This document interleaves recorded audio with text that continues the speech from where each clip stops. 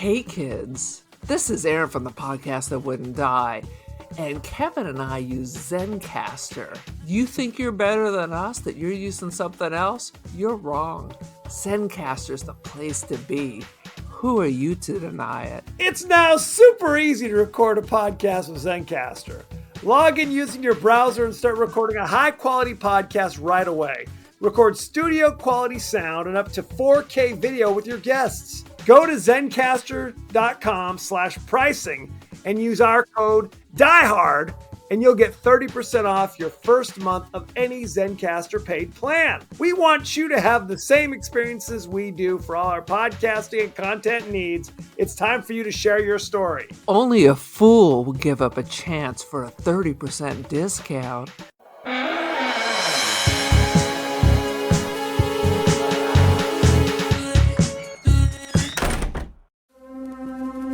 She is seductive.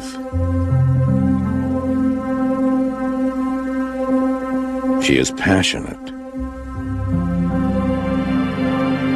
She is possessive. She is pure evil.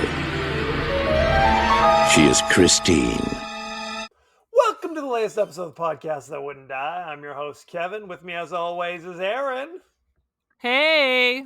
This week, we're doing the horror classic John Carpenter's Christine, starring Keith Gordon, who you might remember from Dressed to Kill, Back Is that to Commissioner School. Gordon's son? He is, actually. And I have to tell you, please. I never liked this actor. No, I didn't either. I found him irritating. I thought he kind of ruined Back to School. And I love Back to School. Back to School's great. Except, well, the problem with Back to School. he's the same fucking character. Right. You don't want to play when your dad is Rodney Dangerfield, who's having a ball, and you're the stick in the mud. That sucks. And oftentimes, if you want to branch out even further, oftentimes the stick in the mud is the girlfriend or the wife. You know what I mean? It's like, what? I'm trying to do something special, and you're not helping me. You're not supporting me. If I talk about Back to School, he wasn't really doing something special. He was reliving his childhood. Correct. And his son had no friends, and now he's the life of the fucking party. He's gone in to steal his thunder. And he's succeeding in stealing his thunder. He succeeded. I love that. Where somebody he had oh my God. Kurt Vonnegut write his son's paper, and the teacher's like, Kurt, this is nothing. Kurt Vonnegut would know it. This is nothing like Kurt Vonnegut. It bears no comparison. He's like, Vonnegut, you fired. Vonnegut was in that movie. He shows up. I'm Kurt Vonnegut. That's hilarious. Loves me some Back to School. Loves me some Rodney Dangerfield. What was the other movie he was in? Caddyshack. His daughter's getting married. Where's daughter? Easy Money. Easy Money. Yes. Oh, Easy Money's another classic. That's Joe Pesci's in that. Time. Yeah. Oh, hell yeah. Hell yeah. He had a run there of a few years. They talked about how our podcasts are so stream of conscious. They just go wherever the hell we want to go. They talked about how when he was in Caddyshack, they would say action and he'd just stand there. And Harold Ramis literally had to say, hey, when I say action, that means it's time to start. And he finally just started running the camera and just said, yo, Rodney, do your bit. And then he understood. So I love it. Good grief. Each week. R.I.P. Rodney. R.I.P. National treasure. Each week on the podcast that wouldn't die, we discuss guilty pleasures and forgotten classics of the horror and sci-fi genre with a comedic twist. Aaron, what you got? What's the latest? I'm just sweating. Yep. I'm in California. It's October. I don't know. It's like 103 or something, and I'm sweating. Partially because I'm wearing a plastic hat, because we just did another podcast. And for the viewers, I wanted to appear different. Take off the plastic hat. This is goddamn ridiculous. It kind of looks good though. I bought this at IKEA because I really needed it, and then it's been sitting in here for like a year. I have to say, I like a Did good you like bucket the hat. hat? I like, well, Dude, in general, I don't know about the IKEA hat specifically, but Trey Fancy. in general, I like a good bucket hat. That's all I'm saying. I will say if I'm feeling jaunty, I'll flip up the brim in the front. Like this. There we Let's see it. go. Hear that crunching? And now you're Gilligan. First of all, how dare you? Bob Denver, also a national treasure. Sweet Jesus. No, I've become Mr. Hat as I've lost my hair. Now let me say this, and I'm sure I've What said are this you gonna do before. with those Irish caps? And then you gotta smoke a pipe and drive a convertible. When's that rolling down? It's coming. It's coming. No, Get a restored MG, yes, cruise around a over to Carmagia. school. Yeah, 100%. Carmagia. This is the thing. Look, I wear my hat to protect my scalp from the sun. I'm not putting sunblock on my hair. On my hair. There's no hair there. On my bare scalp. Okay. I do not wear a hat indoors. I'm not Ron Howard. I'm not one of those dudes who's like I wear a baseball cap no matter what the occasion. That's not me. I'm You're not fashionable. like the dude on 90 Day Fiance who has a hat that he sleeps in because he doesn't want anyone to see him with his bald head. Yeah, that's not me. It's a simpler life when you lose your hair. It's a simpler life. That's all I'm saying. You just have to embrace it. Just have to embrace Well, it. how come you haven't whacked it all the way down like Tucci style? Because that's work. That's what Oh, I don't like to shave I my got you. face. Okay, now I'm shaving the back of my head. What are we crazy? Please. Have we all lost our minds? Gotcha. See what I I'm don't saying? even like shaving my legs, so I feel your No pain. way. No way. I used to have just a goatee, and then eventually I'm just like, why? Why? Why bother? I can shave my neck so I don't look like a homeless person, and that takes me 5 minutes. I'm good to go. The rest of it, I don't even sculpt it. I know people with beards are like, I gotta get this area right, just perfect. Nope. You got some mustache wax so you can curl it up like Snidely Whiplash. 100%. That's the look I was going for, actually. Thank you for noticing. Sweet Jesus. Give us your 30-second synopsis of Christine. A nerdly kid finds a car that's possessed by the devil and bad things happen. Happy ending. Fair. Because he don't get the girl. The end. It's literally one of the worst Stephen King books turned into one of the worst Stephen King movies. Yeah. How about that? I don't disagree. I've read the book. Now, did you read the book or did you give up on Steve-O at this point? No, this was near the end where I finished it and threw it across the room. This and Pet Cemetery. After you've read The Stand and these other tomes, and then you're handed Christine, you're like, what? There should be like 20 different storylines weaving its way through, and now you got this flat little story. The problem, I mean, this and Pet Cemetery should have been a short story. this is what I say about a lot of these movies. It's like Christine, the biggest issue is I'm never going to find a car scary. Never. No. Never. Now, if I'm on the freeway and somebody slams into me, then yes, my heart will. But I'm never going to be like, oh my god, the car. Can you imagine? Oh my god, I'm having nightmares. The horror. Oh, the humanity. That will never happen. So that's kind of a non-starter. The book wasn't scary for me, which of course I haven't read it in 25 years. And the movie's not scary to me. So yeah, I bought it hardback with babysitting money, threw it across the room. I was so angry. That was I'm not spending my babysitting money buying these hardback books because I didn't want to wait a year. Back in the old days, you had to wait like a year for the paperback to come out. yeah, totally. And it was like I tolerated different seasons, Don's Macabre, whatever. But when we got down to Pet Cemetery and Christine, that was it for me. See, I don't know. I remember. I'll tell you this. I have visceral memories of reading Salem's Lot, and this is hell yeah. This is hell yeah in high school. Right. I was in high. Now this is like early '90s, so the book had been in print for 15 years or whatever it was. But where I'm, the window's right next to my bed, where I'm like, his little Jiminy Glick or whatever the hell his name is, he's going to be scratching at my window. I mean, Jiminy Glick is is what's his name Martin from Only Short. Murders? It's Martin Short, but it is Jimmy Glick, I think, or Was it Danny Glick? Danny Glick. That's what it was. It's Glick. Also, Jiminy Glick scratching at your window is terrifying. Also too. terrifying. That's right. Get the away from me, Martin Short. Can we say Martin Short is a national treasure? He is dynamite. He's I love him. Canadian, so he can't be our Oh treasure. shit! Well, North American Bastard. treasure. North American you go. treasure. Absolutely. No, that book was scary. That book was scary. It was one of those books that was too scary to stop reading. Right.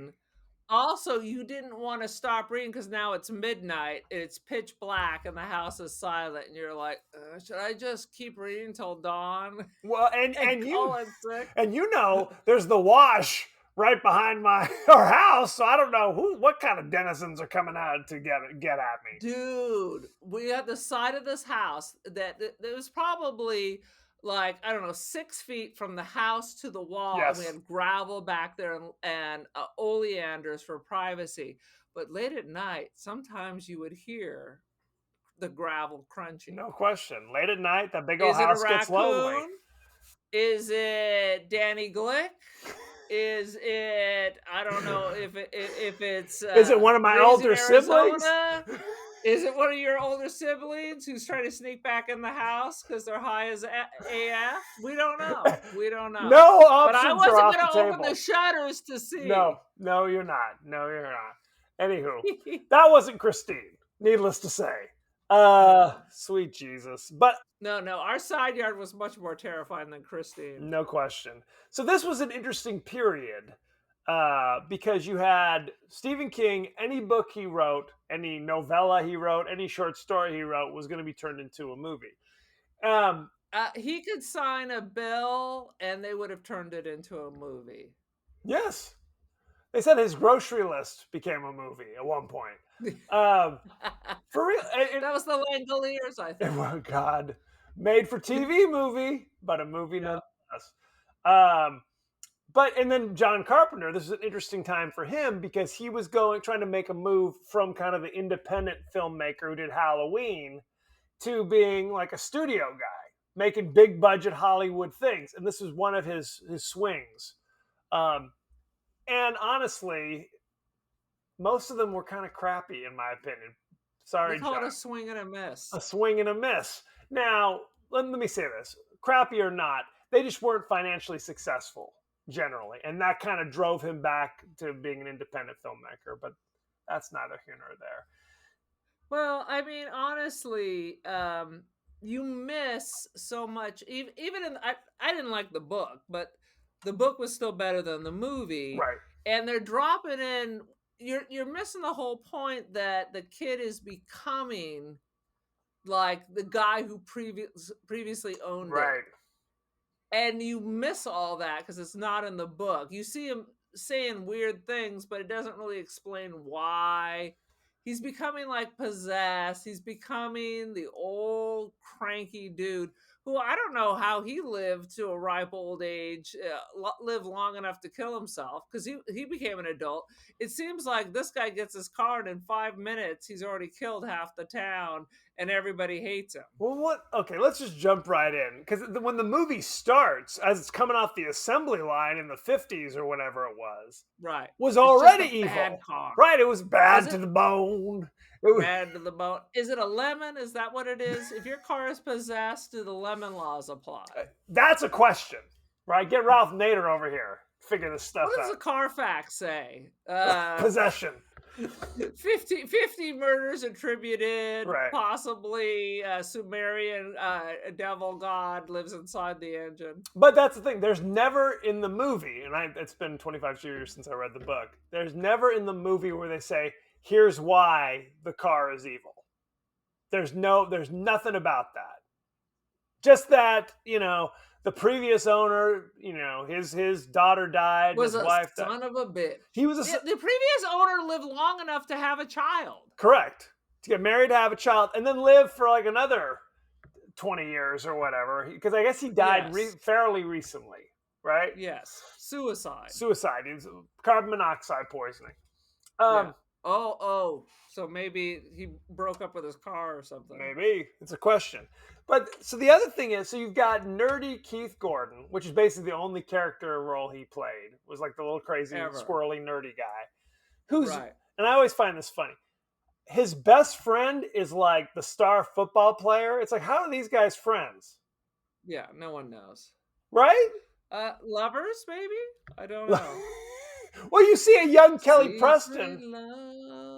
Young Kelly Preston, yes. Who, I mean, she might have been the most single most attractive female in film in the 80s. She was dynamite. And for some reason... And who gets it? The Weasley guy.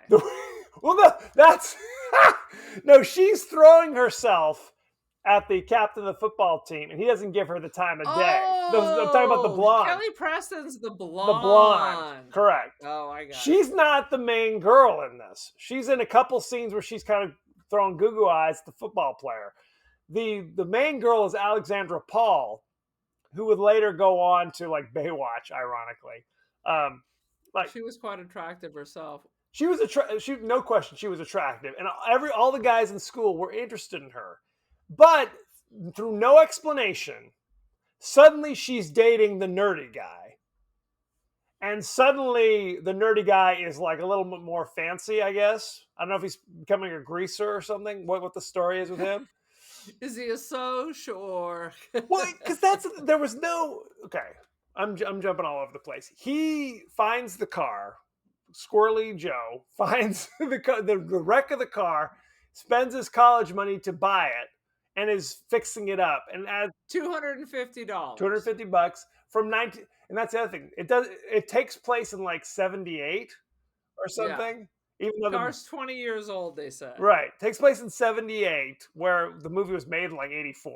So I don't know what the what the significance it had to be 78 was, but who's to say? Because they're dressed like it's the 80s. Well, we've talked about this before. There's kind of a melange, a hangover, yeah. where it's like, the fashions kind of bleed in from one decade to the next. So who the hell knows? As he's refurbishing the car, I guess we're supposed to think that he is becoming more interesting and charming and handsome, right? He doesn't wear his glasses anymore. How about he refinished this car out of stuff from a dumpster? Mm-hmm. He took it from a rusted, smashed up thing with a windshield. The windshield alone should have busted his budget. But he's able to scramble around the trash can at this garage, which is a garage bigger than this entire town. And was able to, what knowledge, we don't know, put this whole thing and cherry this thing out. Well, they said he was his parents were pissed because he was taking auto shop. So he's got some skills. But I'm going to tell you what, you're not going to find a pristine like windshield in the junk pile, right? That happens to fit your 20-year-old car. Okay? You have to He found like a matching hubcap. I mean, right. But he must have had a couple $1,000 squirreled away. Yes. I mean, at least. So off camera, because the football player's playing the game, and he sees Christine pull up all like cherry, like you said, suddenly. And then he gets out wearing like some kind of like a members only jacket or some shit. Some signifier. Like, damn straight, members only. He's like, this is I'm fancy now. It's basically like Can't Buy Me Love. It's that kind of thing where it's just suddenly here's that dude. Somebody put some mousse in his hair. Because that was the other thing. When he was a nerd, he had the wet look, right? His hair was like, I don't know what it was. But when he was fancy, it's like, no. Now he's like Eric Estrada. Right. It's a whole thing. And because he literally goes to the football game for 5 minutes just so he could lean against his car and make out with his girl for everyone to see. Right. And then they bounce. Well, and I guess the book is kind of written that way. The story's not told through Arnie's point of view. The story's told through his buddy point of view, which in a way, I guess that means that we don't know what's going on inside Arnie's head, right? Right. But if you read Cujo, the book about the rabbit, that's another piece of crap. Speaking of, if you read Cujo about that's like $60 worth of shit that my babysitting money went to. You were not a fan of early 80s King, is what you're telling me right now. No. That was it. I was not. Anyway, when they had Cujo about the rabid Saint Bernard, if you read the book, there are passages written from the point of view of the dog. Right? There's like chapters where it's just like where it's like slowly. But it's not bad. It's not. Those things are not bad. No. I mean, it sounds like it could be hokey, but it's not at all. Not at all. And you see kind of like the transformation as the rabies is affecting his brain. Like he's realizing, the dog is realizing that something's wrong with him. Right. But it's, he's rabid. What are you going to do? What are you going to do? Rabies makes you cranky. Yeah, 100%. But you can correct me. I don't believe the book, a whole lot of it's told from Arnie's point of view. Because you're right. I have no memory of the book. It seems as though he's slowly getting possessed by the car, but you don't really see that until like it's a reveal at the end of the movie or something, right? It is a weird, unnatural relationship that women do not have with their cars. I think it's a play on these guys that get so involved with these cars and the car club, and they focus on it, all their money goes into it, and they treat it better than their family. Well, I think there was a time until fairly recently where you could just... they still have car clubs. They do, but you can't really work on modern cars the way you used to, right? It's like now there's computers, there's all sorts of shit going on. Whereas, if you have a car, even from the 80s, you could probably work on it, change your spark plugs or whatever, the fan belt. I don't know what cars do. Things like the old Volkswagen, the old Bugs and stuff. Those were things that you got like the book, and the motor is about this big. Right. And it tells you how to fix pretty much everything in it. Absolutely. Those days are over. You'd have to go get an old car to still do this stuff. But reading or watching the movie, it was almost like they were skipping steps. You know what I mean? It was like, here's Arnie with the car. He's working on the car. Smash cut to, I've got the car and I'm already dating the hot new chick. Because the football player asks her out in the library. And she says, sorry, I already have plans. And then, ha ha. Right. She's got plans with freaking Four Eyes, Greasy Joe, who... And how come he doesn't know that? Right. They're such good friends. They hang out all the time. But he doesn't even know that? Or is he... How good a friend is he? He doesn't know what his friends do. That's a question. I think we're supposed to think that they haven't seen each other a lot lately because of all the time he's spending working on the car. But we don't see the relationship progress. We don't see like it's a Jekyll and Hyde thing. We don't see, Arnie, slowly changing. It was literally just, here's one scene where he's this way. Yeah. The next scene, he's like this. And then the next scene... It went from nerd to jerk all of a sudden. Like, instantly. And then it cuts to, they're at the drive-in. Arnie and his new girlfriend. And they're making out. While it's during a monsoon or some shit. I mean, do people go to the drive-in during the hurricane? Perhaps they do. Get some nookie, perhaps. And they're making out. He's going for the boob. Zoom in. She's grabbing his unit, and then Mia's like, "I'm out. Can't do it." And then she says, and evidently she's like, "I can't do it because I hate your car. You love your car more than me. Your car makes me angry." Right. Yeah. Again, I'm not touching your moon unit in this vehicle. 100%. And again, we don't see any of this, right? We don't see this like the buildup of their relationship. Now they're exclusive. They're giving each other handies in the we drive in. We don't see that progression, right? Instead, it's like first date to now we're in the drive-in, and I'm already pissed at you because of how much time you're spending on the car. Like we never Right. see her being neglected, right? Yeah. Yeah, and there's this weird thing. One, the car is jealous. The Yes, car gets jealous in Hannah. So we were talking about the previous owner whose daughter died. correct. Do we think that the car killed her? Yes, And then the car killed him and made it look like a suicide. I mean that's definitely possible because when we first meet the car, for no reason, the hood slams down and chops that dude's fingers off. Who's I don't know what he's looking at. Then a dude gets in the car and is smoking a cigar, which I'm sure they love down at the auto plant when you're trying to sell the car and it's already got old stank cigar smoke in it. There's a free finger in the trunk and a cigar burn. And he's like flicking ashes on the new frickin' seats. It's like, what are we doing? He gets killed. He gets murdered, asphyxiated, or something. Who knows? He's just dead. He had a heart attack. So the car was already on the rampage. So when they're at the drive-in, and he coaxes her back in the car, she starts choking on a hot dog or something. Is that what it was? Is that what they're calling it these days? Who knows what she's choking on? But she almost died. And he can't open the window, and then like a stranger. Loving these old movies. Somebody always grabs someone to do the Heimlich. You get your hands off of her! I'm coming to get you, fella.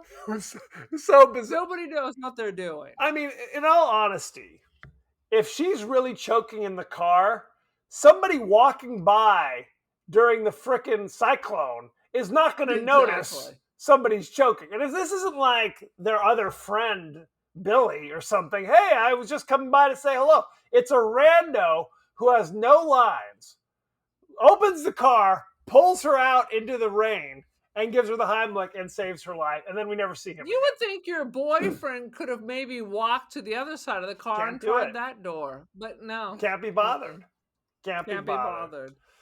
And that's the end of their You're relationship. too needy with your choking and dying. With your choking. Can't you just handle yourself? Can you just do that? Handle your biz. Can you, No more popcorn for you. can you quit choking on a hot dog, as the kids call it? Oh, sweet Jesus. We haven't even talked about how at the beginning of the movie, Arnie is being bullied by these three. One of them's a 40-year-old? That dude is. It's literally freaking the lead singer from Whitesnake with huge And like the cast of Grease. It was this huge pork chop sideburns and long like Kip Winger hair, basically. And he had wrinkles. The dude was old. He was an old freaking man with like a switchblade. A switchblade. Now look, people are bullied from time to time. When I was in high school, people were bullied. I don't know how many of them were bullied by switchblade. That's a whole nother level. Or by 40-year-old men who are still in high school. Correct. And his gang was thoroughly unintimidating as well. When the football player friend tries to get involved, the big fat dude grabs his dick to kind of. That's my secret move. That'll work every time. That'll work every time. Surprise! That is a big surprise. Please buy me dinner first. Take me to the drive-in. Anyway, no, it was, and I guess they all get expelled over it. But it's that thing. Oh, they got a stern talking to. They got a stern time. He pulled a goddamn switchblade. Like, are you gonna murder somebody in auto shop? What are we doing? He was gonna stab the teacher until the teacher gave him the dark eye, and then he like, okay. Hey, I'll just call the cops, and that was it. Okay, I do have a switchblade. You got me. All right, you got me, you son of a bitch. And then, of course, he's pissed off at Arnie. Like, I'll get you. You should have just let me stab you. I mean, my choice is stab me now or stab me later. I will definitely always choose later. If I'm being honest, if you gave me some truth serum, that's the conclusion I would come to. Oh, sweet Jesus. Anything else about Christine you want to talk about? I remember they used the high school thing, TTFN. Do you remember that? Yes. Well, and luckily they explained what it means. now. Right. That was Kelly Preston. She says TTFN. That was a thing. How about when they're bullying the greaser dude and they stab his lunch with the switchblade and white liquid pour? What's he having for lunch? The mom talked What about the hell? It's all just white liquid pouring out of his lunch bag. What is it. A it? jar of semen? Who's to say? Jar of semen. As one carried. Well, protein diets, you know. Well, the mom, his overbearing mother, said, "Hey, I packed your lunch. It is chock full of yogurt. So make sure you find a fucking refrigerator on campus at some point. So you don't get something." Did she ladle up the paper bag with yogurt? Because I didn't see like a thermos, because that knife just sliced right through the bag. Right through it, 100%. Yeah, in fact, tomorrow for my lunch, I'm just going to put yogurt in a paper bag. That seems the best. No container, just ladle it right in the bag. That's all you need. And I will eat it with my switchblade in front of my class. 100%. Like a pirate. 100%. That's the only way to do it. God damn this movie. It's so ridiculous. Oh, that no one likes my car. Is it the car or is it you? Is it you? Because he doesn't seem to have any other friends. Even the football players' other friends hate Arnie. Right? Everybody, even other nerds, are messing with Arnie. So I can't explain it. It makes no sense. So, good Lord. What makes no sense is my writing. I have the tiniest something has the biggest something. The tiniest something has the biggest something? It's like Wheel of Fortune. I have no idea what the answer to your riddle is, oh Sphinx. The tiniest tour has the biggest gazongle. Guys, you can play at home. See if you can decipher the ramblings of an insane person. I wanted to know why the car, if it can kill people when it wants to, yes, and refurbish itself magically, why does it wait to be totally destroyed? Why doesn't it just kill the people that are trying to destroy him at that time? That's a good question. Because you're right. Because what is it? The bullies are pissed off, so they go and wreck his car, essentially. And I literally wrote down, these bullies really hate him. Because these kids are mean. We can't murder you on school campus. So we're gonna perpetrate thousands of dollars worth of damage to your car just because you're a nerd. And take a dumper on your car. They did. They dropped a deuce on the hood of the car, which is not easy to do. Let me tell you. None of them seem very athletically inclined. So then the car goes on the warpath and kills the fat kid by squishing him. And we see Harry Dean Stanton, well, we didn't even mention, is in this as the police officers try to solve the murder. I kind of like the way they killed the sweatshirted kid, because he thought he was safe because the car is slightly wider than this little strange alcove. Like a loading dock of some sort is what it looked like. Something. But then they just accelerate and just scrapes the sides off of the car until it's like... Not just, like literally the car like crunches in to get to him. Like it's like literally like being squished through like a funnel or something to get exactly. to him. I mean, it was honestly the car effects of the car squishing in there to get at him, and when it repairs itself, kind of pops back into shape. All that was top drawer. All that stuff was really cool looking, the way they did that stuff. I wrote down because I decided that the car is actually the puzzle box that releases the Cenobites. 100%. Because it collapses, and I feel like if you twisted the key and like maybe the AM radio the wrong way, the Cenobites are going to appear. Right? Why not? They're always trying to get over here. They're just finding different ways. Devil dolls, puzzle boxes. They're on their way.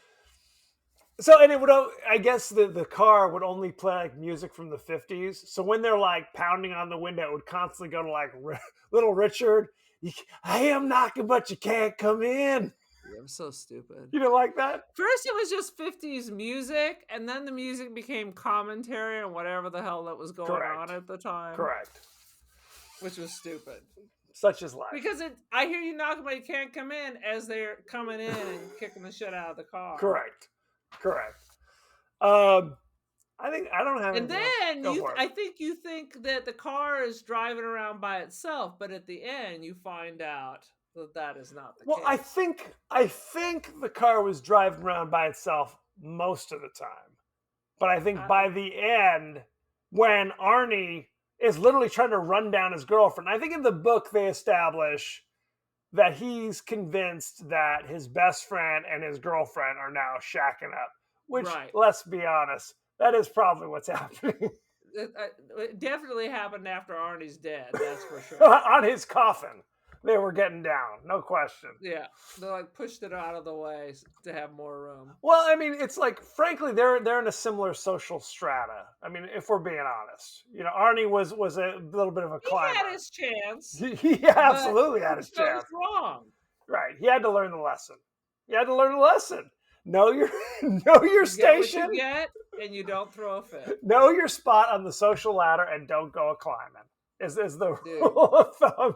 He got greedy. He wanted it all. Look what happened. And again, we do not see the moment where now with his newfound confidence, like a Can't Buy Me Love kind of situation, where he's like, now I'm wearing my leather jacket or whatever, and I approach the cute new girl who doesn't know me, and therefore doesn't have the baggage of who I normally am. Right. And now I'm charming or whatever, and now she agrees to go out with me. We don't get that. It's just suddenly like... We don't get that because he goes in 1 minute from nerd to cool, and then the rest of the movie he's just an asshole. That's what I mean. He's full of himself. Is he ever cool? No. I mean, granted, that was behind the scenes. Granted, he pops a little mousse in his hair, right? And puts his broken glasses in the glove compartment. But other than that, I mean, he's not like charming or interesting. He's the same dude. Those glasses were pretty fucking thick. So did he even know? Maybe he thought he was making out with his friend. Does he even know who he was with? Does anybody know? Did he legally drive? Maybe this is all just a misunderstanding. Right. On his license. Just trying to park the car without his glasses. Didn't realize he was really running down his girlfriend. He needed corrective lenses to be behind the wheel, no question. He seemed to be legally blind. He did, absolutely. But and that's the grand reveal after he tries to run her down. For no reason, he goes flying through the windshield. I mean, he has crashed that thing into so many into the tractor, into into buildings, and he was fine. And now suddenly, spontaneously, he goes through the windshield and now has a big piece of glass. And he was the driver. What was he like? Save yourself or something? Maybe I was asleep at that point. he had like a moment of clarity. Oh, my bad. I shouldn't have murdered all those people. Yeah, because it was supposed to be like his best friend and his girl became close trying to save Arnie, who didn't want to be saved because he was a jackass. Correct. And that's the same thing as the book. Right. They weren't having an affair, but they realized we're both kind of attractive. What are we doing hanging out with this dude? Yeah, they were banging it out, but 2 pages after Arnie died. No question. It's a sad situation. Anything else for Christine? No. I think the problem, like I said, the problem with these later books was certain people got clean and sober. Yep. The books were not as complex and twisted. I mean, it's okay, dude. You could have just like taken a break. These 3 books that we mentioned could have been a novella. Well, I mean, like different seasons. Right. Well, I mean, some story ideas can just stay in the drawer, right? Mm-hmm. You don't have to. Mm-hmm. You don't have to write all these things. Let's go behind the scenes, shall we? And some books are better as books. That's true as well. This was 0 for 2 though, if I'm being honest. Yeah. Behind the scenes, 15% of the budget was just on the cars. By the end of filming, all but 2 were destroyed. Oh Boom. my God. Stephen King chose a 58 Plymouth Fury for Christine because it was a forgotten car. I didn't want a car that already had a legend attached to it, like the 50s Right. Thunderbird. Like a Thunderbird, yeah. Portions of the... Plus, a Fury is angry. That sounds angry. I agree. It's a Fury. That's a great name for a car. Not like the Sedona or whatever. Everything is so like nothing now. I want an angry car. I'm driving a Toyota, motherfucker. Those are hard to have commercials for being honest. Portions of the film, particularly Arnie's neighborhood, was shot in the same South Pasadena neighborhood that director John Carpenter used for Halloween. Oh. Stephen King's popularity was very high at the time that the film went into production before the book was even published. Oh my God. Boom. I like them apples. Dude, it was hot ticket. Screenwriter Bill Phillips thought it was a joke when he was asked to adapt a book about a killer car. Halfway through reading Stephen King's novel, Phillips realized it was really good and signed on. So there you go. Okay, fair. I mean, at this point, there have been killer cars, killer truck movies already in existence. Oh, there was a movie literally called The Car in the 70s with James Brolin. Yeah, so. This isn't necessarily a new idea. As a joke, Alexandra Paul's twin sister, Caroline Paul, stood in for her during the scene during the ride on the bulldozer. According to Paul, she took her sister to the set, and with the help of the hair, makeup, and wardrobe departments, she dressed up as Paul's character, Lee, and went to set with John Stockwell to shoot the scene. They shot her sister, Caroline, helping drive the bulldozer, and then Paul walked out jokingly asked John Carpenter if he had fired her. Carpenter. Ha ha! Isn't that hilarious? Carpenter later admitted he had thought there was something different about her, but couldn't put his finger on it. So, isn't that fun? All those wasted shots. Hijinks. Wasted money. People getting fired. Keith Gordon, Arnie, says on a DVD extra that he pretended the car was a woman. So whenever he touched the car, he imagined which part of a woman the car was. Oh my God. Ooh. I don't like that. John Carpenter. I mean, I think that's part of it. They're in a relationship. I guess that makes sense, right? But you don't have to imagine which part of the woman you're. Good Lord, gotta get you a real girlfriend. He sounds even creepier than I recall. Not that I don't know anything about the actual actor, but this is what he is projecting to me. John Carpenter refused to go to the premiere because of a superstition. When I go to premieres, something bad always happens. So there you go. Oh, that's what. That's including this production, evidently. Kevin Bacon. Or what about the space vampires? How about space vampires in a possessed car? Sounds good to me. I'd go see that. Kevin Bacon was offered the lead role, but ended up choosing Footloose instead. Wah, wah, wah. Too bad, Kevin. Very upsetting. Things seem to work out all right, though. Let's talk about the cast and crew, shall we? Shall we? Let's see. John Carpenter directed it. You know him from such things as The Fog, Halloween, Dark Star, and Escape from New York, and many others. I'm starting to think John Carpenter only made 2 good movies. I'm starting to get that vibe. People have that opinion.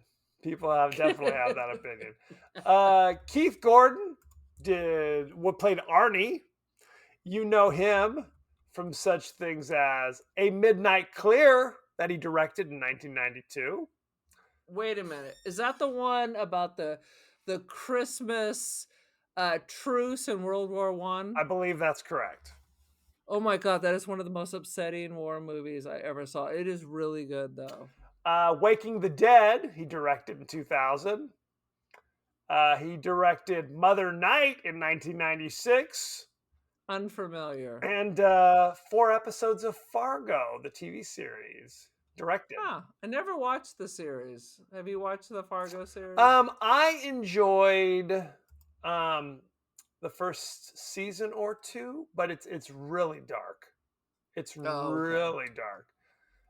Let's see. I'm going to talk about his acting because that's more what I'm interested in anyway. He was in Jaws 2. He was in All That Jazz. He was in Dressed to Kill. Oh my God. Was he the younger self in All That Yep. Jazz? He was young. What's his name? Young Joe. But what's the Young Joe. who's the director? Oh, it's the guy, it's the choreographer. The choreographer. What the? Good lord! It was Roy Scheider. Roy Scheider plays semi-autobiographical Correct. of the guy who did Chicago and Cabaret. It's gonna make me angry. Bob Fosse. Bob Fosse. Bob Fosse. Bob Fosse. 100%. I've seen that movie 100 times. I have the soundtrack. John Stockwell played Dennis, who was the football playing buddy. Is he related to Dean Stockwell? He must be, right? I'm not going to look that up, but probably. I'm going to say yes. We're just going to say yes. He played Cougar in Top Gun.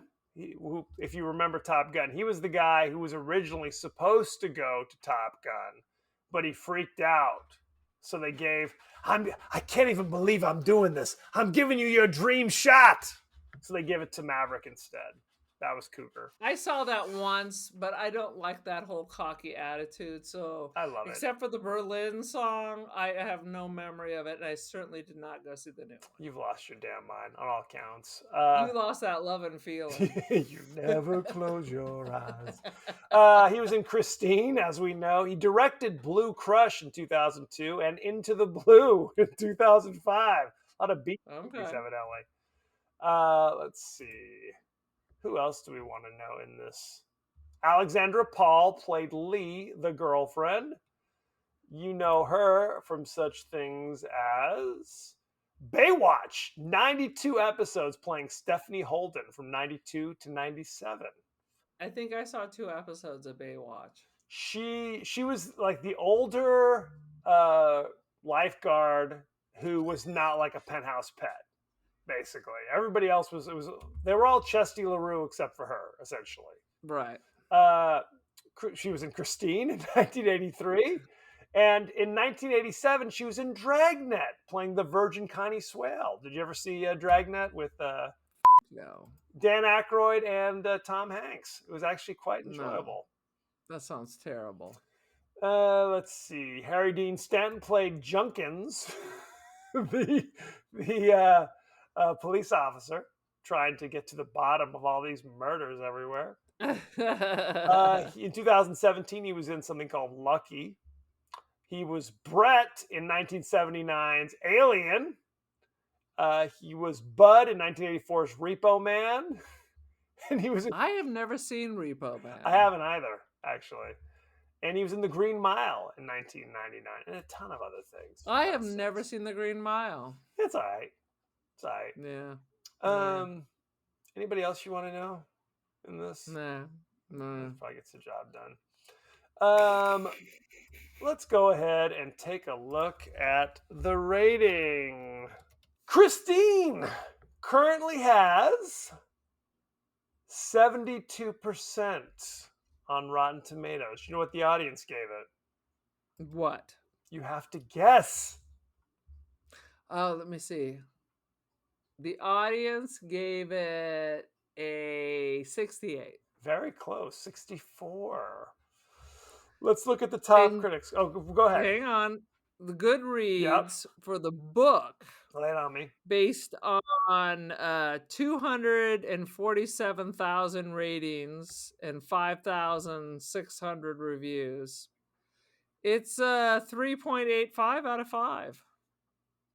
Okay. Not terrible. Not terrible. Not terrible. Fair enough. Let's look at the top critics. Peter Bradshaw from The Guardian. Christine is a perfectly enjoyable tale of the macabre, which can be read as a satirical parable of that particularly male kind of arrested development, which manifests itself in car obsession. 4 out of 5. Boom. Roger Ebert of the Chicago Sun-Times says, this is the kind of movie where you walk out with a silly grin, get in your car, and lay rubber halfway down the Eisenhower. 3 out of 4. Is it? I guess. Is it? You just wanted to say something car related? Is that basically it? Could be. Janet Maslin of the New York Times.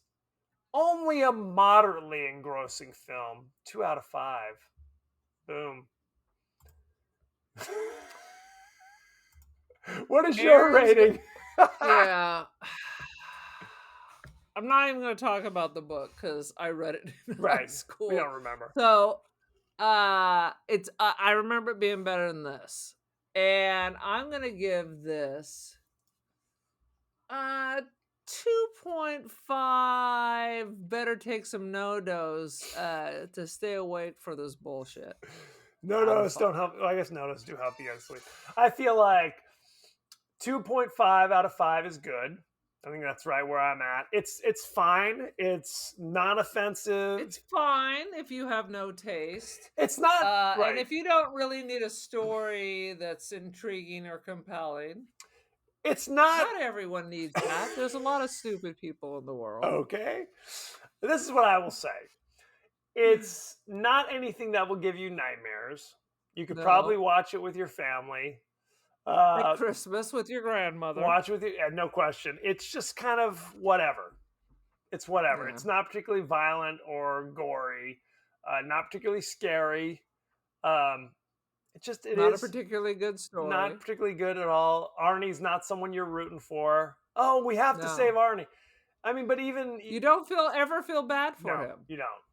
You know, and it's kind of a thing when you are playing kind of these nerdy roles. You want to play it in a way where the bad guys seem really bad, like you know what I mean? Where it's like you are somebody that people would be pulling for. Not where they're like hoping to get your ass. Give him another one for me. You don't want that kind of reaction. So. And he is either a simpering victim who won't stand up to himself, or he's a monster. Never is he likable. Correct. 100%. Any last thoughts on Christine? Yeah. Don't go see it. Boom. Boom. There's 1,000 bullshit Cars Coming to Life movies. I don't know. Maximum They're all bullshit. Overdrive. Go watch Maximum Overdrive. At least that's got some weird shit to make fun of. 100%. 100%. So, thank you very much. We're all across social media. We're on Facebook, X, Blue Sky, Threads, TikTok, Instagram. You could be watching us on YouTube this very moment. Don't forget to... We're international stars. 100%. You can also email us at the podcast that wouldn't die at Gmail. We're on Apple Podcasts, Spotify, anywhere the finer podcasts are available. So don't forget to like, share, rate, and review. Won't you? Won't you please? Aaron, what is your social media situation? I'm on the gram. I am the cult of Aaron. Join the cult. Boom! Do yourself a favor. Boom chakalaka. Boom chakalaka. Everything okay? I startled myself. It must have been a paranormal experience. It was scarier than this movie, that's for sure. It was a bone tomahawk. The troglodyte bee is coming through the door. Things happen. As you know, we like to include the questions, comments from our friends across the interwebs. Let's take a look, shall we? Commenting about our movie It's Still Alive. Is that what it was called? It's alive. It's still alive. It lives again. It's the baby who couldn't die, just like the podcast. Commenting on It's Still Alive or It Lives Again. I don't remember. Convict yada yada yada commented, that shite actually made me jump. It's baby Jason. That's his origin story, the Cult of Thorn. Jason's not Cult of Thorn. That's Michael Myers. Oh, damn it. That's Michael Myers. I'm very upset with you now. So, thank you, Convict. It's all the same shit. Next week, we're going back to the Italian cinema. Dario Argento's classic Deep Red, or say it in Italian. Profondo Rosso. There it is. Aye. So we actually talked about this show on our old B Movie Club on YouTube, but we're going back It's to classico. we're going back to the well. Just get a few more buckets full. So Another sip from the Argento well. no question, it's a good well. No question. Where can you watch it? You can watch it on AMC Plus, Hoopla, Ooh. Vudu, Criterion, Canopy, Shudder, Pluto TV, Fandor, Arrow Video, Plex. It just goes What on the and on. You're just making shit up Could now. be. I've never heard of half these things. Flix Fling. It's all right there. Flex Fling, Hodor, what? Any of those things would be good for you. So check it out. Send in your favorite scenes, favorite quotes, comments, and questions, and we may talk about it on the show. So thank you very much, and be well. Be well, my friends.